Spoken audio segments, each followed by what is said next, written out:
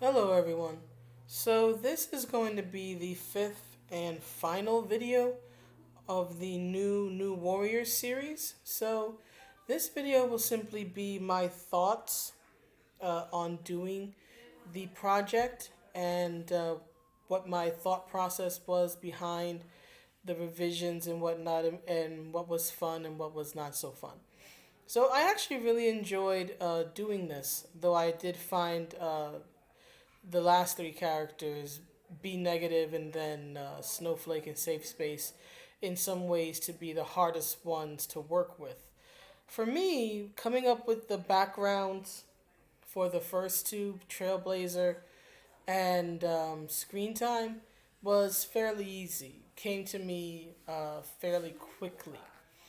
But I found the last three, B negative, Safe Space, and Snowflake, to be the most difficult.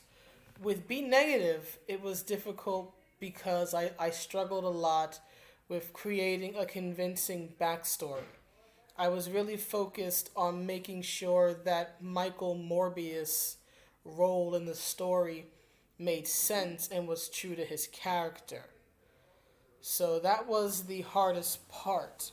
And then just that theme that vampire characters, in particular male vampire characters, often have with a conflict with the father and killing the father and all that stuff. So I was trying to invoke that um, and still be true to it. So it's kind of playing to the whole vampire myth about, not myth, but I guess a common trope nowadays of Alucard wanting to kill Dracula, right? So in B negative's case, right, he's Alucard, he's the son, and his Dracula that he wants to kill is Michael Morbius.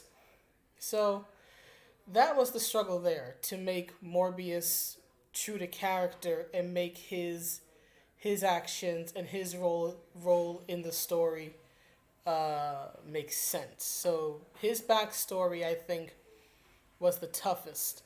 What I really struggled with when it came to what's their face, Safe Space and Snowflake, was just, I think, just the size and the volume of it all, because I essentially created them from scratch. With the other characters, there were a lot of elements that I left from the original design or story that Kibblesmith and Vecchio had.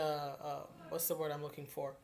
Had I guess shared with the listening and viewing audience with their video, with the Marvel trailer, and then with the official article introducing the characters. But at least in my opinion, Safe Space and Snowflake were so bad that I had to basically recreate everything from scratch. The only thing I really had to work with was this idea of combating bullying via, or rather just combating bullying, right? Violence, using violence to achieve or obtain peace. So that was all the idea that I had to work with, and I built the characters around that.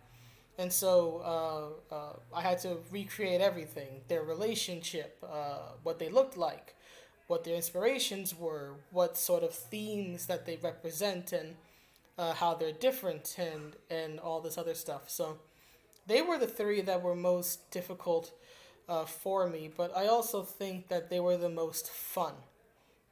They were the most fun because, and I have to admit, I think, especially now looking back on it, when it came to those three, I really relied on a lot. How do I put it? I don't want to say I injected myself, maybe I did, but I definitely relied on things that I know a lot about and that I have a strong knowledge of.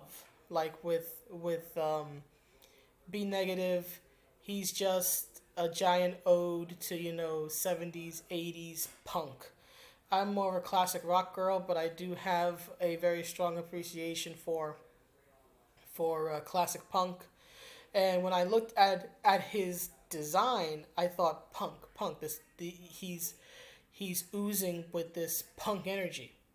So I built the character and the story and the idea around that angry rebelliousness of punk, especially since according to the original description given by Kittlesmith, uh, B negative is supposed to embrace having a bad attitude. So right, so like what musical movement is better than punk to sort of embrace that sort of attitude, you know, intentionally being antagonistic and reveling in it. Plus, I thought his personality would be a nice contrast to Screen Time, whereas Screen Time is very standoffish and he comes across as entitled.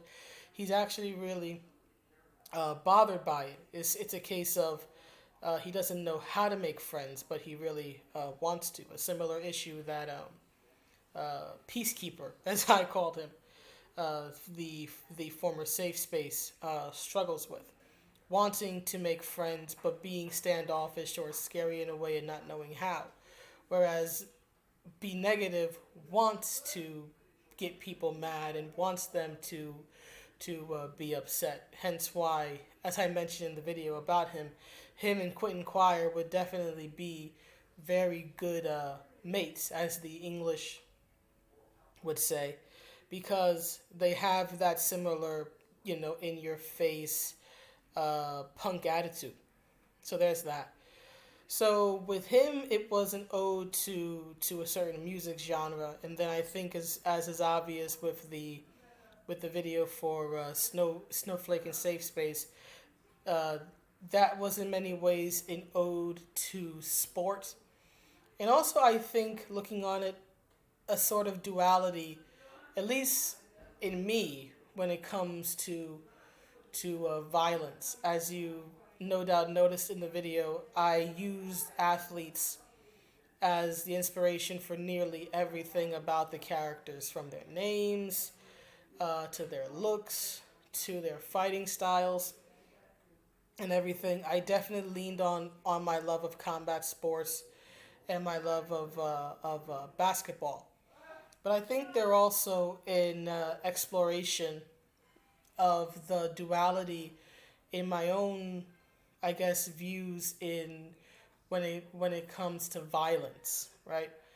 Like Safe Space is the, I guess, jaded person that I am, right? Who doesn't like real world violence, who sees no glory and no honor in real life violence, right?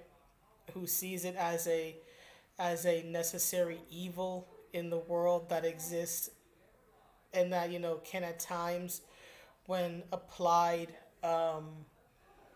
with the appropriate force, right, can achieve a measure of protection and peace. I mean, it's a well-known fact that, for example, police officers, right, they have to at times employ force, sometimes even lethal force, to stop criminals. So on one part, it's viewing it as this necessary evil that you hope you don't have to use, but also having the skills to use it if necessary. So Safe Space sort of represents that view of it. And then there's what's her face, Snowflake, who I think represents some elements of myself. And I really was drawing a lot with these characters from the experience I had as a kid, being bullied, and my brother was bullied in school, as no doubt many people were. I don't think for a second that we're somehow special or unique in this fashion. But one of the things I always regretted about being bullied was the fact that I never physically fought back, because I wasn't allowed to. My mother, feared for both my safety and the safety of those that could potentially be my victims. Her viewpoint was, you're bigger, you're stronger. If you fight back, they'll blame you. You'll be arrested, and you're so angry that if you fight, you'll probably lose yourself and get in serious trouble and seriously hurt them. And on the one hand, I can't necessarily blame her for that viewpoint. Looking back with an adult's mind and hindsight being 2020 and all that, I can certainly see her point of view, and I don't deny the fact that I was incredibly angry as a teenager, and I probably would have really seriously hurt someone if I gotten into like a real. I got into a few fights as a teenager, but none of them had anything to do with the bullying situation. But yeah, I can definitely see looking back at her viewpoint. At the same time, I I can't deny the fact that one, bullying that goes unanswered continues, right? If there's no consequence for the bully, they're not gonna stop bullying. So there's that. There's that element. I apologize for the background noise. I just realized that my bedroom door is somewhat open, so I hope that the background noise isn't too distracting. So there's that element, right? Looking back on it, I'm like, I for better or worse, I think that I think now looking back on it, that when it came to the bullying, that I should have gotten into one or two fights, right? If only just to show that there will be, what's the word I'm looking for? Uh, Consequences, I guess you could say, for the bullying, right? That I won't just stand there and take it. But it's easy to say that now as a 35-year-old woman, right? But I can't turn back the clock 20 years and get my 15-year-old self to punch back. Not that I didn't want to, but I didn't want to have to go home and face my mother's wrath either, or get in serious trouble. Because who knows how far I would have taken the violence had I been able to actually fight, or if I just hauled off. So I think that safe space, or my take on safe space, in many ways represents the other side of myself, the darker side of myself, that really wanted to throw hands and crack skulls and fight back viciously against the people who were bullying me, which is why she is a trash talker and is a pro wrestling fan.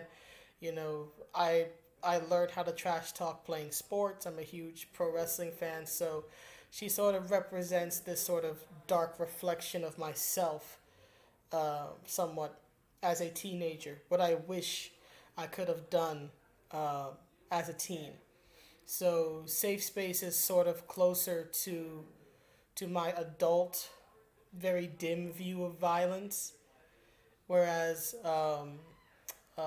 Snowflake is very much what I wish I could have been as an angry teenager from a from the other side of town. So those three, safe space, Snowflake, and be negative, were the most difficult. Jesus Christ, noise.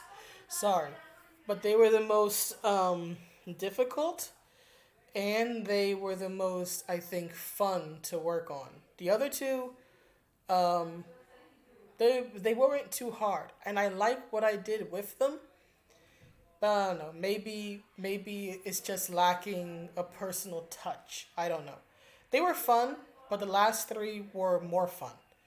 As frustrating as they were, the last three were probably the most fun that I had with it. So that's the video. That's my reflections on going over these characters. I apologize for the noisiness. Hopefully, it's not too distracting. And I will see you all on the next one. I don't know which one's going to come up next, but I do know that a person in the comments on one of the videos asked if I would do a what if I made Kamala Khan, and I said yes, so I'm going to be working on that. And I just finished reading Outlawed, and I'm going to be doing a review of that because that comic is a trash fire. But it's a trash fire that is actually quite funny. It's not funny because it's good or because it intends to be funny. It's funny because it's embarrassingly bad. So it's a tragedy that, how do I put it? It's the story is supposed to be a tragedy, but there are just so many errors in it that it just comes across as a comedy. So I'm gonna be doing those two videos. I don't know which one's gonna come out first, but those are probably the two next least major projects I'll be working on. And then of course there'll be short videos here and there, depending on how Marvel wants to embarrass themselves this week. So we'll see what happens. I hope you all have a good day or a good night, and I'll see you around. Bye.